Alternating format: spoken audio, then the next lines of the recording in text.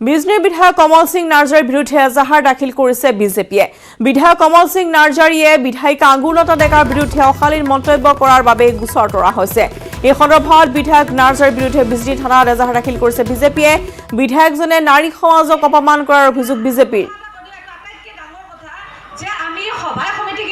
আঙ্গুলতাৰ নিচিনা এটা বুলি কওঁ আমুলতা ইয়াক যিয়ে কম নহয় এইটো কোনো কামত নাহে, কাৰণ এইটো আইনত পৰিণত। এই আইনৰ এটা শব্দ, এটা বানান, এটা মানে চেণ্টেন্স ইয়াত মানে আমুলতা সলনি কৰিব নোৱাৰে। যোৱাকালি আমি নতুনকৈ তেওঁক যিটো তেওঁৰ অসভ্যালী যিটো কথা বাৰ্তা তাৰ পৰা প্ৰমাণ হ'ল যে তেওঁ কেৱল এজন দুৰ্নীতিগ্ৰস্ত ভ্ৰষ্টাচাৰী দুৰ্নীতিপৰায়ণ বিধায়কেই নহয়, তেওঁ এগৰাকী অসভ্য বিধায়কো। যিগৰাকীয়ে মাতৃ সমাজক অপমান কৰিব পাৰে সেইগৰাকী ব্যক্তিক অসভ্য বাহিৰে আন একো উপমা দিব নোৱাৰি। গতিকে আমি এইটো ধিক্কাৰ জনাইছোঁ আৰু এটা ৰিকুৱেষ্ট কৰিছোঁ, ভৱিষ্যতে তেওঁ যাতে এনেকৈ কোনো নাৰী সমাজক কেৱল আঙুলতা বাইদেউৱেই নহয় কোনো নাৰী সমাজৰ অপমানসূচক মন্তব্য নিদিয়ে। এই ক্ষেত্ৰত সদ্যহতে আমি FIR লঞ্চ কৰিলোঁ তেওঁৰ বিৰুদ্ধে আৰু তাৰপিছত কোৰ্টত যি হয়। প্ৰথম পৰ্যায়ৰ BTC নিৰ্বাচনৰ কাৰণে সাজু হৈছে প্ৰশাসন। পলিং প্ৰিজাইডিং বিষয়াসকল ভোট গ্ৰহণ কেন্দ্ৰলৈ ৰাওনা হ'বলৈ সাজু হৈছে। BTCৰ ভেৰগাঁও মহকুমা ধিপতি কাৰ্যালয়ৰ পৰা 5টাকৈ পৰিষদীয় সমষ্টিৰ নিয়ন্ত্ৰণ হ'ব।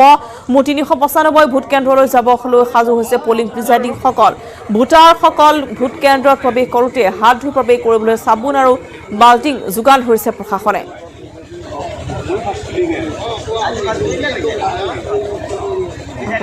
নৱজ্যোতি মহন্তৰ ৰিপৰ্ট। মই উপস্থিত আছোঁ BTC অঞ্চলৰ এই ভেৰগাঁও মহকুমাধিপতি কাৰ্যালয়ৰ সন্মুখত, য'ৰ পৰাই প্ৰায় 395টা ভোট কেন্দ্ৰলৈকে পুলিং প্ৰিজাইডিং বিষয়াসকল যাবৰ কাৰণে সাজু হৈ পৰিছে। আমি দেখুৱাইছোঁ ৰমেশে দেখুৱাব এই ভেৰগাঁও মহকুমাধিপতি কাৰ্যালয়ৰ সন্মুখৰ দৃশ্য আৰু যিসকল পুলিং বিষয়াসকল যাব তেওঁলোক ইতিমধ্যে সাজু হৈ পৰিছে। আৰু ইয়াৰ লগে লগে আমি উল্লেখ কৰিব লাগিব যে এই বছৰ কিন্তু কোভিড মহামাৰীৰ কাৰণে কিছু ব্যতিক্ৰম পৰিৱেশ দেখিবলৈ পোৱা যাব। কিছু পুলিং প্ৰিজাইডিং বিষয়াসকল আছে, সেই পুলিং প্ৰিজাইডিং বিষয়াসকলে এক ব্যতিক্ৰমী ধৰণে এইবাৰ সাজু হৈ পৰিছে। যিহেতু এইবাৰ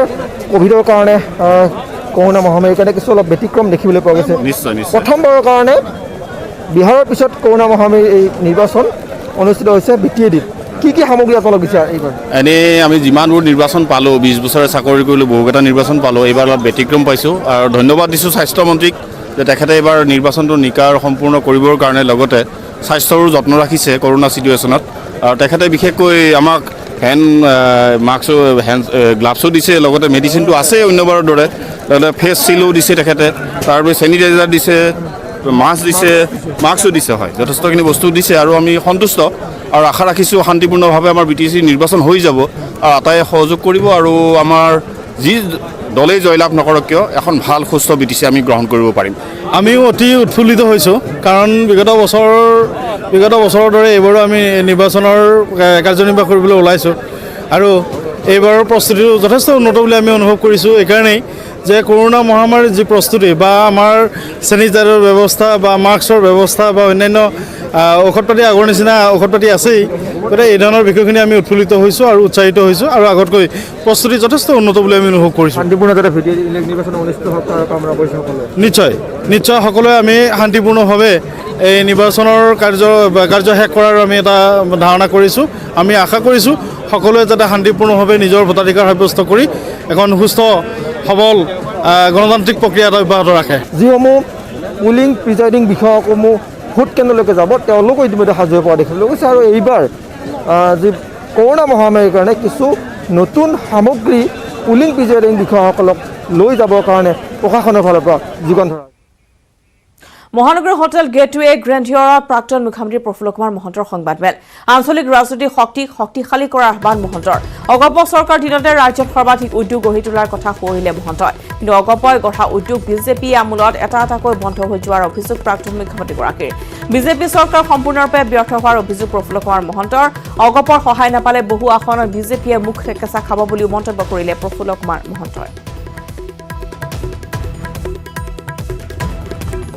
অগপৰ কোনো কেণ্ডিডেটেতো বিজেপিৰ পৰা টিকট নিবিচাৰে, বিচাৰিলে বিচাৰিব অগপৰ পৰা অগপৰ সকলো লোকৰে বৰ্তমান নেতৃত্বই বিশ্বাস লাভ কৰিবলৈ প্ৰচেষ্টা চলোৱাটো উচিত চকুত উঠা খবৰ চবতে আছে মোৰ সমষ্টি বুলি নহয় কিন্তু অগপৰ সহায় নাপালে তেওঁলোকে বহু সমষ্টিত জিকিব নোৱাৰে যদি তেওঁলোকে অংক কৰি পেলাই কথা ক'বলৈ গৈছে আৰু মানুহে এতিয়া আপোনালোকে সাংবাদিক বেছি ভাল ধৰণে জানিব যে কোনো মানুহে এতিয়া তেওঁলোকৰ ওপৰত ছেটিছফাই নহয় আজি যি কৃষক বিদ্ৰোহ হৈছে এই কৃষক বিদ্ৰোহ এক উল্লেখযোগ্য বিষয় আৰু এই কৃষকসকলৰ দাবীৰ প্ৰতি আমি সমৰ্থন জনাইছোঁ প্লাছ অকল এজিপি বুলিয়েই নহয় যে BPF এইবিলাকক লগ লাগি পেলাই তেওঁলোকে মিত্ৰগোষ্ঠী চৰকাৰ কৰিছে এজিপি বিজেপি চৰকাৰ কৰিব পৰা নাই অসমত কিন্তু আজি তেওঁলোকে কি কথা নগাঁও সদৰ সমষ্টিৰ কংগ্ৰেছত খহনীয়া 3টা ৱাৰ্ডৰ 5 শতাধিক কংগ্ৰেছীৰ দল ত্যাগ কংগ্ৰেছ ত্যাগ কৰি বিধায়ক ৰূপক শৰ্মাক সৈতে ৰাজপথত বিশাল সমদল কৰি যোগ দিলে বিজেপিত কংগ্ৰেছ AUDFৰ মিত্ৰতাত অসন্তুষ্ট হৈ দল ত্যাগ কৰিলে সকল কংগ্ৰেছীয়ে এতিয়া নগাঁও চহৰৰ 3, 20 আৰু 22 নম্বৰ ৱাৰ্ডত শূন্য হ'ল কংগ্ৰেছৰ সদস্য আনকি দেওবাৰৰ দিনটোত বহু সংখ্যালঘু লোকেও কংগ্ৰেছ এৰি যোগ দিলে ভাৰতীয় জনতা পাৰ্টিত নগাঁও পৰা এখন নীলোৎপল বৰাৰ প্ৰতিবেদন নগাঁও সদৰ সমষ্টিৰ 3টাকৈ ৱাৰ্ডৰ কংগ্ৰেছীয়ে বৰ্তমান কংগ্ৰেছ ত্যাগ কৰি বিজেপিত যোগদান কৰিছে আৰু আজি ইতিমধ্যে দেখিবলৈ পোৱা গৈছে যে ৰাজপথত সমদল কৰি তেওঁলোকে বিজেপি কাৰ্যালয়লৈ আগবাঢ়িছে আৰু লগত আছে নগাঁও সদৰ সমষ্টিৰ বিধায়ক ৰূপক শৰ্মা আমি দেখুৱাইছোঁ বৰ্তমান এয়া নগাঁও চহৰৰ মাজপথত তেওঁলোকে এইদৰে সমদল কৰিছে আৰু আমাৰ লগত বিধায়ক ৰূপক শৰ্মা আছে আমি জানিবলৈ চেষ্টা কৰিম আজি নগাঁও সদৰ সমষ্টিৰ 3টাকৈ ৱাৰ্ডৰ 5 শতাধিক কংগ্ৰেছীয়ে কংগ্ৰেছ ত্যাগ কৰি বিজেপিত যোগদান কৰিছে নিশ্চয়কৈ আপোনালোকৰ ভাল খবৰ কি ক'ব নাই এইবোৰ দেখা পাইছে ইতিমধ্যে 22 নম্বৰ 3 নম্বৰ 20 নম্বৰ ৱাৰ্ডৰ প্ৰায় 5 শতাধিক কংগ্ৰেছ কৰ্মীয়ে আজি বিজেপি দলৰ নীতি আদৰ্শৰ প্ৰতি আকৃষ্ট হৈ অলপ যোগদান কৰিছে আমাৰ কাৰণে খুব ভাল খবৰ আৰু আজিয়ে নহয় প্ৰতিদিনাখনে দেখা পাইছে যে যোৱা সময়ছোৱাত কংগ্ৰেছ AUDFৰ যি মিত্ৰতা সেই মিত্ৰতাৰ প্ৰতিও বিতুষ্ট হৈ পেলাই এক বৃহৎ সংখ্যক কংগ্ৰেছ কৰ্মীয়ে ইতিমধ্যে নগাঁও যোগদান কৰিছে নিশ্চয় আৰু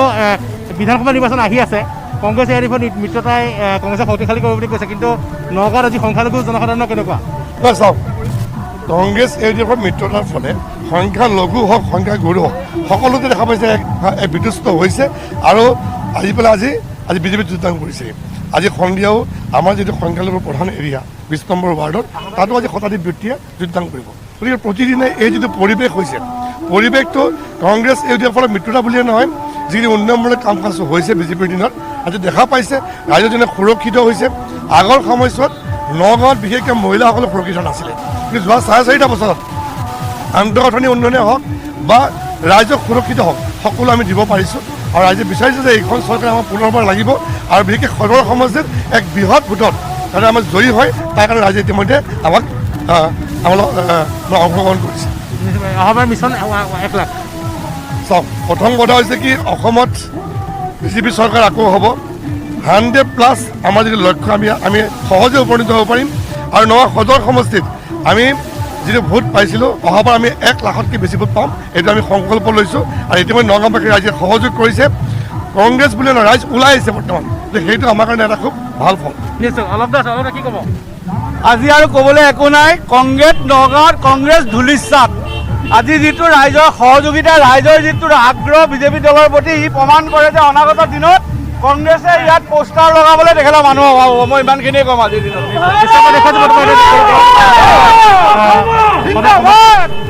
3টাকৈ ৱাৰ্ডৰ কংগ্ৰেছীয়ে বৰ্তমান কংগ্ৰেছ ত্যাগ কৰি কেইবাগৰাকী কংগ্ৰেছ নেতাই কংগ্ৰেছ ত্যাগ কৰিছে নেতা কৰ্মীয়ে 5 শতাধিক কংগ্ৰেছে কংগ্ৰেছ ত্যাগ কৰি বৰ্তমান বিজেপি যোগদান কৰিছে আৰু এয়া নিশ্চয়কৈ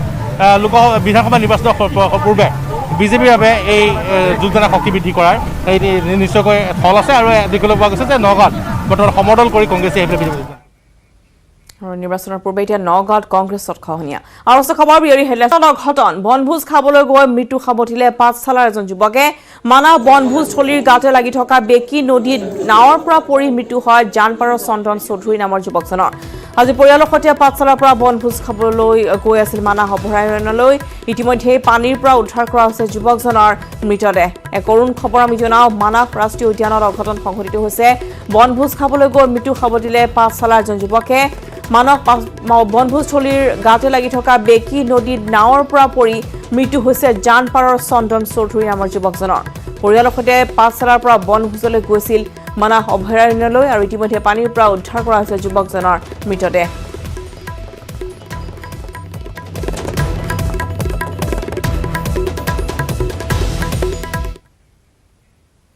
শনিবাৰে নিশা জাগিৰোডত উপস্থিত হয় জনপ্ৰিয় অভিনেতা সিদ্ধাৰ্থ শৰ্মা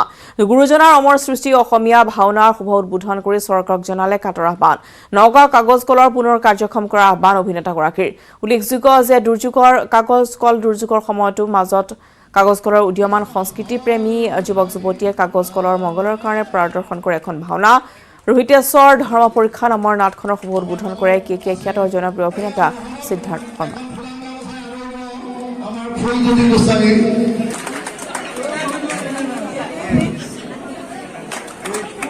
সঁচাকৈ খুব ভাল লাগিল আজি আমাৰ জাগিৰোড পেপাৰ কলৰ কলনী আমাৰ অতনু দাকে প্ৰমুখ্য কৰি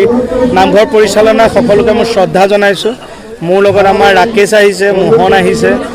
আমি বিভিন্ন শ্ব'জবিলাক কৰোঁ কিন্তু ভাওনাত এনেকৈ যিহেতু আমি ভাওনা আৰ্টিষ্টে আছিলোঁ এটা সময়ত আৰম্ভণি এনেকৈ জড়িত হ'বলৈ পাই আমাক সঁচাকৈ খুব ভাল লাগিছে আৰু জাগিৰোডৰ যি আৱেগ যি সমস্যা যিটো আমি সকলোৱে জানিও কেতিয়াবা চকুমুদা কুলি নিচিনা হৈ আছোঁ সেইখিনিও মোৰ অনুৰোধ মোৰ আন্তৰিক আহ্বান যে সেইখিনি চৰকাৰে শুনক সাধাৰণ ন্যূনতম যিখিনি জীয়াই থকাৰ উপাদান তেওঁলোকে পাওক সেইটোৱে আশা কৰোঁ সঁচাই ভাল লাগিছে আমি গাঁৱৰ ল'ৰা নামঘৰ আমি ভাওনা কৰি ডাঙৰ হৈছোঁ গতিকে জাগিৰোডবাসী ৰাইজে যিটো আহ্বান জনালে আমাক কৈছিল আহিব পাৰিব নেকি আমি শ্বুটিঙৰ পৰা বাহিৰে আহিছোঁ আৰু জাগিৰোডবাসী ৰাইজৰ মাজত আৰু যিটো অৰ্থনৈতিক দুৰ্যোগ চলি আছে জাগিৰোডবাসীৰ মাজত গতিকে এই আপোনালোকৰ মাজেদি আমি আহ্বান জনাইছোঁ যে চৰকাৰে সোনকালে ব্যৱস্থা কৰক ইয়াৰ গোটেই মানুহ জয়পুৰ বৰ্ষাৰণ্যৰ বাবে ভয়ংকৰ খবৰ এন্থ্ৰাক্স ৰোগত আক্ৰান্ত হৈ 3 দিনৰ দুটাকৈ বনৰীয়া হাতীৰ মৃত্যু মুখত পৰা এতিয়া হাহাকাৰ লাগিছে বন বিভাগ আৰু স্থানীয় ৰাইজৰ মাজত জয়পুৰ বৰ্ষাৰণ্যৰ প্ৰায় 5 কিলোমিটাৰ ভিতৰত ৰাজান অঞ্চলৰ ঘন অৰণ্যৰ ভিতৰত দুদিনৰ আগতে এটা হাতীৰ মৃতদেহ উদ্ধাৰ হোৱাৰ পিছত পুনৰ একে ঠাইতে শনিবাৰে এটা মৃত্যু হৈছে হাতীৰ আৰু এই তথ্য লাভ কৰাৰ পিছতে এতিয়া উদ্ধাৰ অভিযানত নামি পৰিছে বন বিভাগ চিকিৎসকে প্ৰকাশ কৰা মতে পূৰ্বতে এই ৰোগত আক্ৰান্ত আন কোনো জীৱ-জন্তু অথবা আক্ৰান্ত হৈ মৃত্যুমুখত পৰা কোনো জন্তুৰ মৃতদেহৰ স্পৰ্শ অহা পানী বা ধূলিৰ পৰাও এই ৰোগ বিয়পাৰ যথেষ্ট আশংকা আছে তেনে প্ৰেক্ষাপটত এই দুটা হাতী এনেধৰণে ৰোগত আক্ৰান্ত হৈ মৃত্যুমুখত পৰাৰ আশংকা থকাৰ লগতে হাতী দুটাৰ মৃতদেহৰ পৰা ভৱিষ্যতে বনাঞ্চলখনৰ অধিক জীৱ-জন্তু আনকি মানুহো আক্ৰান্ত হোৱাৰ ভয়ংকৰ সম্ভাৱনা থকাৰ কথা ব্যক্ত কৰে মন কৰিবলগীয়া যে এনে ৰোগতে আক্ৰান্ত হৈ অতীতত উৰিষ্যাৰ এখন বনাঞ্চলত একেলগে 18টাকৈ হাতীৰ মৃত্যু হোৱাৰ তথ্যই আশংকা অধিক বৃদ্ধি কৰিছে যদি এন্থ্ৰাক্স ৰোগে বিয়পি পৰে তেন্তে বনাঞ্চলখনত থকা বাঘ ভালুক হৰিণ দুষ্প্ৰাপ্য সৰীসৃপ আৰু পক্ষীৰ প্ৰতিও আহিব বিপদ ইনফেক্ট 3 তাৰিখে আমাৰ হাতী এটা মৃত অৱস্থাত পোৱা হ'ল মাইকী হাতী প্ৰায় 8 বছৰীয়ামান আছিলে এইটো হ'ল আপোনাৰ নামচাং ৰোডৰ ভিতৰত আমাৰ দিহিংপাটকাই নেশ্যনেল মানে ৱাইল্ড লাইফ চেঞ্চুৰীৰ ভিতৰত 5 তাৰিখে আকৌ এটা তাৰ পৰা 1 কিলোমিটাৰমান আঁতৰত আৰু এটা হাতী পোৱা গ'ল সেইটো হাতী একেটা লক্ষণেই দেখা গৈছে সেইকাৰণে আমি এতিয়া এইটো বিষয়ে আমি যিখিনি প্ৰিকশ্যনেৰী মেজাৰ ল'ব লাগে আমি অলৰেডি লোৱা হৈছে আৰু যিহেতু এইটো এন্থ্ৰেক্স বুলি সন্দেহ কৰা আছে হাতীকেইটা আমি জ্বলাই দিয়াৰ ব্যৱস্থা কৰিছোঁ জ্বলাই দিছোঁ আৰু ইমিডিয়েটলি আমি এতিয়া যদি কনফাৰ্মেশ্যন হয় আমি গোটেই এই এলেকাটোত এন্থ্ৰেক্সৰ প্ৰতিষেধক আমি ইউজ কৰিব লাগিব ভেকচিন দিব লাগিব জিমুলা বাঢ়ে তাৰ দুপাততে চিন বয়স কম কিন্তু কাম ডাঙৰ কোৱা হয় প্ৰতিভাধৰৰ পৰিচয় শৈশৱ কালতে পোৱা যায় সেয়া যিকোনো ক্ষেত্ৰতে হ'ব পাৰে ক্ৰীড়া শিক্ষা চিত্ৰকলা অথবা আন ক্ষেত্ৰতে নহওক কিয় সম্ভৱতঃ তেওঁ আপোনাৰ কাষতে হওক অথবা আপোনাৰ পৰা দূৰত যদি আপুনি এনে যুৱ প্ৰতিভাৱান ভাৰতীয়ৰ বিষয়ে জানে আৰু যাক বিশ্ববাসীৰ সন্মুখলৈ অহাৰ প্ৰয়োজন তেন্তে আজিয়ে পঞ্জীয়ন কৰক news18.com য়ং জিনিয়াছ অথবা বাইজুছ এপ ডাউনলোড কৰি য়ং জিনিয়াছ শাখা ভিজিট কৰক বাইজুছ য়ং জিনিয়াছ নিউজ 18ৰ এক অভিযান